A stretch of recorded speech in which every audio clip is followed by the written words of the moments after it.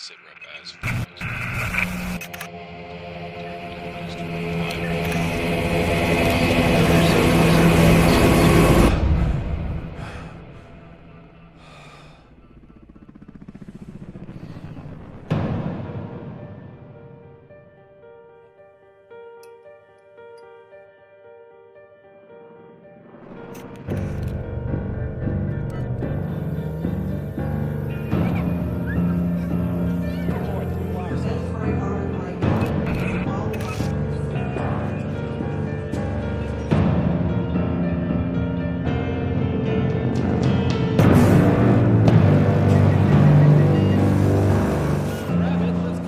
Transaction approved.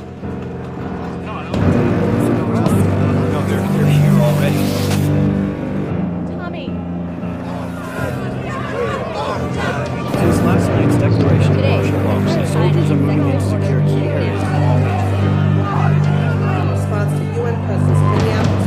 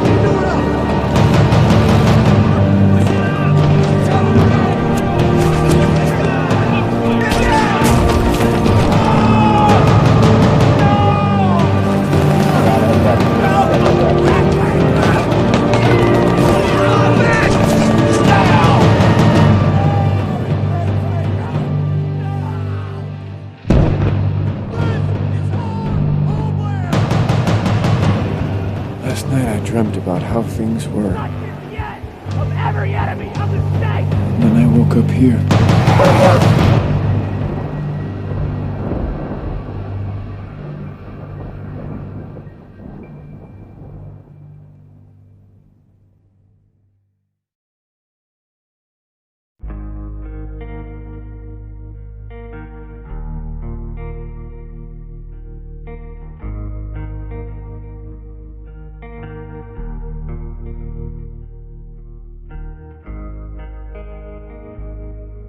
What is gray state?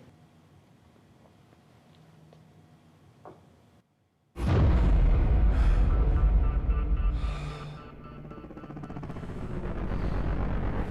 every enemy of the state!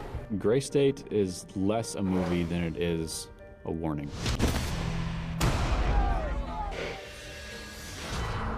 We do not live in a dictatorship, but we do live in a police state. What we're going to see is the unveiling of this gray state foisted upon America.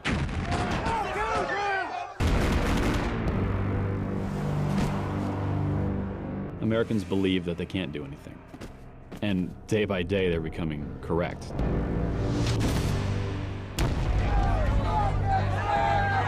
It's a game of numbers, and we're losing.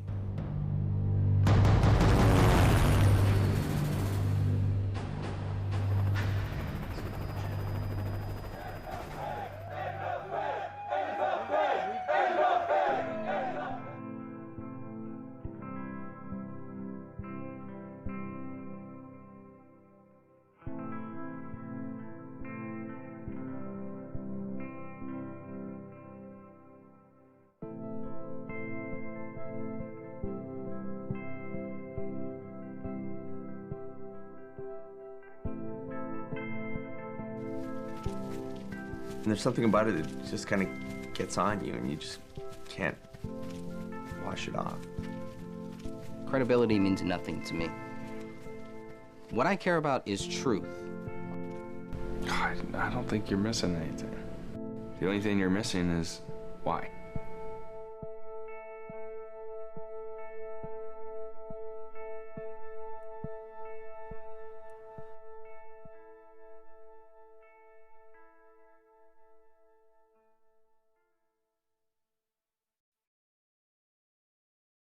Producer who murdered his wife and daughter before taking his own life. But the murder-suicide a year ago was far from cut and dry. Tonight, new and disturbing details we've never heard before. Tom Lydon of the Fox 9 Investigators has been given unprecedented access, and he's here to tell us what he's learned. And Tom, some of this will be very difficult to hear. You know, some of it will be, but I think you're going to see that it's important at this point to really get all the facts out on the table. I think that's the most important thing here. For the last year, this case has become the subject of much speculation and plenty of theories on the internet, most of it completely wrong. The reality is the truth of what happened to David Crowley and his family is stranger and sadder than anyone imagined. 45S41, I'm in the area. To the right of the RP sees dead bodies inside the house, dog inside, sees a gun in the house on the floor. To look at the three of them through the Instagram filter of life, it's hard to imagine how it all went so wrong. David Crowley, a talented, promising young filmmaker, his smart and beautiful wife, Kamel, a dietitian, and their adorable 5-year-old daughter, Rania, living on a quiet street in Apple Valley, in a home that contained their many dreams and one horrific nightmare. This is the ideal family, seemingly, and everything went terribly wrong. My impression is it was very intense in the early days of this investigation. Apple Valley police recently closed their exhaustive year-long investigation, and for the first time are sharing their findings with the Fox 9 investigators. As you sit here today, a year later, do you have an idea of what those final moments looked like? It was horrifying. You have a tragic loss of an entire family. It looks like David snapped and took the lives of his wife and daughter, and then ultimately himself. And it was a very sad scene, you know, during the holidays, a beautiful family, and just tragically lost. And from the start, it was a case wrapped in suspicion and mystery. Here's the red flags. With paranoid theories all over the internet. Guys out here going after the truth get knocked off. That the Crowleys were murdered as some kind of government conspiracy. Did the government want to silence him and his film? All because of a personal film project David Crowley had worked on obsessively for years, called Gray State. This is a concept trailer for Gray State, which imagines the U.S. government taking away all our liberties, FEMA turning into a militarized, occupying police force. In short, the Gray State is the culminating manifestation of the darkest trends our negligence and malignancy have to offer. Because I think at the tail end of it, he was living the Gray State.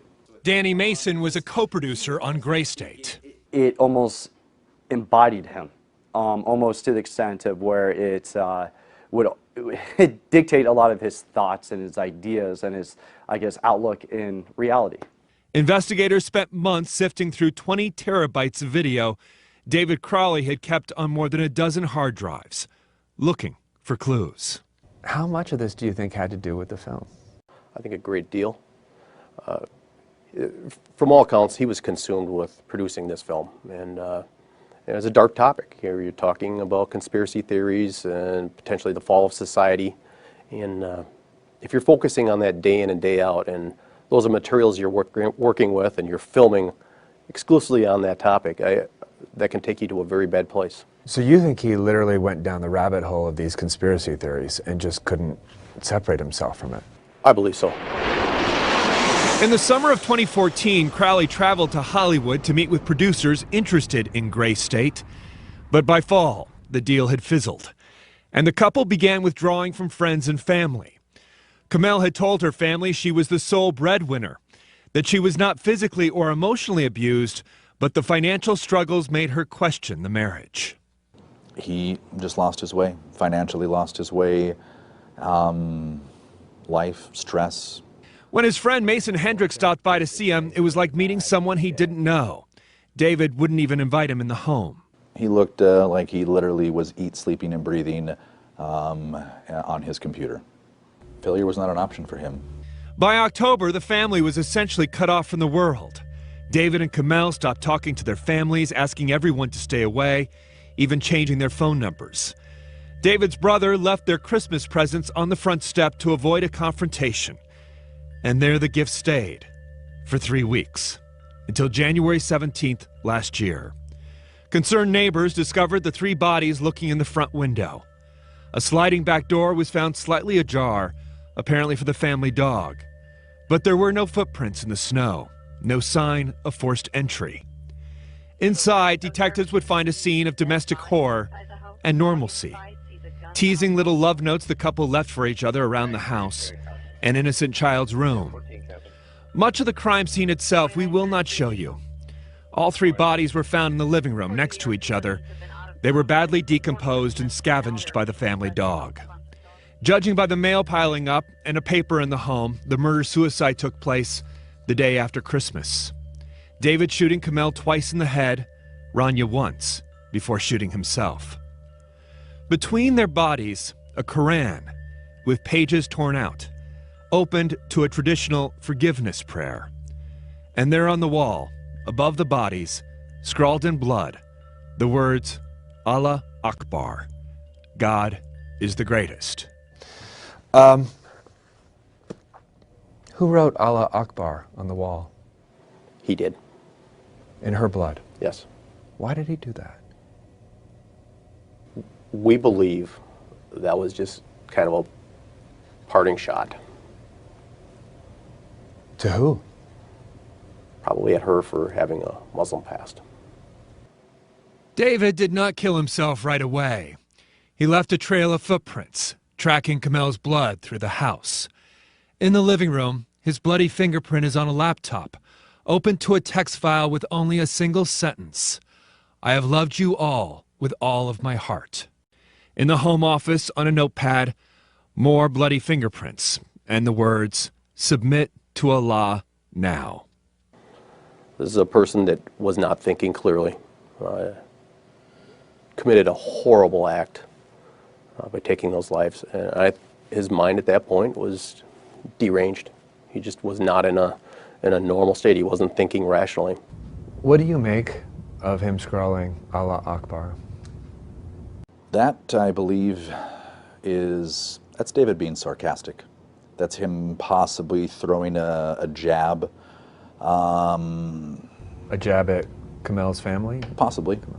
Kamel, who was born and raised in Pakistan, had converted from Islam to Christianity when the couple married. He was in the army, she was in college, but religion never seemed to play a significant role in their lives, according to family and friends. Allah Akbar they see as a twisted riddle, like something from one of David's scripts. A plot twist without resolution. We may never know what made David Crowley finally snap. Certainly the conspiracy theorists will fill in some of those gaps. But we do know this, there are some 1,500 murder-suicides in the U.S. every year. They account for about 5% of all homicides, and their numbers seem to be increasing.